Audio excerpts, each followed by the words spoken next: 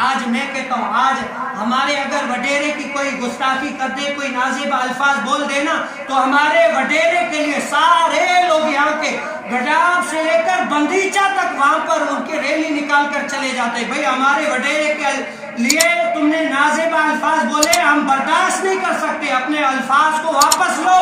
ہم سارے ساتھ ہیں، اپنے وڈیرے کی ذرہ سی بھی توہین برداشت نہیں کر سکتے. بتاؤ وڈیرے جتنی غیرت حضور کے لیے نہیں رکھی کہ حضور کے نام پر اگر کوئی بھونکے تو اس کو جواب دو کہ خبردار، جو تم نے ہمارے حضور کے لیے، صحابہ کے لیے، تابع کے لیے، اہل بیت کے لیے ناگینا الفاظ بولے، ہم تمہاری زبان نکال دیں گے. ایسے نہیں دیا. کیوں؟ وڈیرے کے لیے گڈاب سے لے کر بندیچہ تک ریلی نکل سکتی ہے، مصطفیٰ کے لیے یہاں سے لے کر وہاں تک ساتھ نہیں چل سکتے.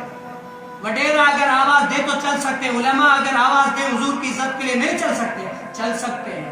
کیوں نہیں چل سکتے؟ حضور کے نام پر تو جانے دینے کے لیے کہتے ہیں نا کہ غلامی رسول میں موت بھی قبول ہے. بھائی موت تم کو کب مبارک ہو، پہلے چلو تو صحیح، دکھاؤ تو صحیح کہ ہم ساتھ کھڑے ہوئے. کون چلتا ہے؟ کوئی بھی نہیں چلتا. حضور کے نام کے لیے جان بھی حاضر ہے. اعلیٰ حضرت فرماتے ہیں کروں تیرے نام پر جان فدا، نبسک جان فدا، دو جہاں فدا، جو جہاں سے بھی نہیں جی بھرا کروں کیا کروڑوں جہاں نہیں. اعلیٰ حضرت یہ تعلیم دے، ہمارے پیشوا میں یہ تعلیم دے، اور ہم چھپ کر بیٹھے ہوئے.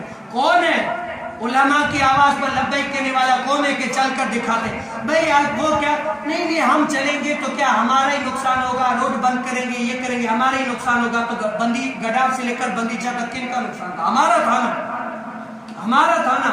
کیا پتا چل رہا تھا؟ ایک وقت پتا چل رہی تھی کہ یار اگر ان کے وڈیرے کے خلاف بولا تو ہی اٹھ جائیں گے، بیٹھیں گے نہیں، یہ سارے جمع ہو جائیں گے، جو بھی گوٹ والے برادران ہیں سارے جمع ہو جائیں گے. رسول اللہ کے لیے اتنی بھی عزت غیرت نہیں ہے کہ ساتھ کھڑے ہو جائیں. وہاں پر یہ ایک اہمیت کا پتہ چلے کہ انہوں نے کلمہ رسول اللہ کا پڑھا ہوئے، ساتھ کھڑے ہوئے ہیں. اور حضرت سیدنا عمر بن خطاب کو دیکھیں. حضرت سیدنا عمر بن خطاب نے ایک رائے دی حضور علیہ السلام کو کہ یا رسول اللہ یہ میری جو ہے نا رائے، یہ اگر آپ مان لیں. تو ایک شخص نے کیا کہا کہ حضرت عمر بن خطاب نے جو رائے دی ہے وہ صحیح ہے، جو حضور علیہ السلام کا فیصلہ ہے وہ صحیح نہیں ہے. حضرت سیدنا عمر بن خطاب نے اس کا سر قلم کر کے رکھ دیا. یہ مجال کہ تم حضور کے فیصلے پر میری رائے لاگو کرو. میری رائے کی اوقات کیا ہے جب حضور علیہ السلام کا فیصلہ آ گیا؟ اس کا سر کاٹ کے رکھ دیا. آج ہم اتنی غیرت نہیں ہے. وڈیرے کے نام پر تو بڑے بڑے نکل کر جاتے ہیں، حضور کے نام پر کوئی نہیں نکلتا. یہ کہ علماء کے ساتھ رہنا پڑے گا. اگر کوئی کہے نا، علماء کہے کہ بھائی یہاں پر کھڑے ہونا ہے، ساتھ آ جاؤ، کون آئے گا؟ سارے. آپ آئیں گے نہیں آئیں گے؟ اب آئیں گے، آئیں گے انشاءاللہ. ماشاءاللہ، اللہ تعالیٰ قبول فرمائے. یہ ایک اندر سے نکلتا ہے یار ہمارے. ہم بھی کہتے ہیں بے شک جانا چاہیے، وڈیرے کے خلاف بولا ہے تو ہم بھی جائیں گے. کیوں؟ نازیبہ الفاظ شریعت میں ہے، سب کے کیوں بولا بھائی؟ لیکن رسول اللہ کے لیے بولے تو ہم وہاں پر نہیں جا سکتے. جانا چاہیے. لیکن سب سے پہلے کیا ہے؟ پہلے نماز ہے. اگر نماز ہی نہ پڑھے، سب کچھ نہ پڑھے، پھر بتاؤ کیا نکلیں گے؟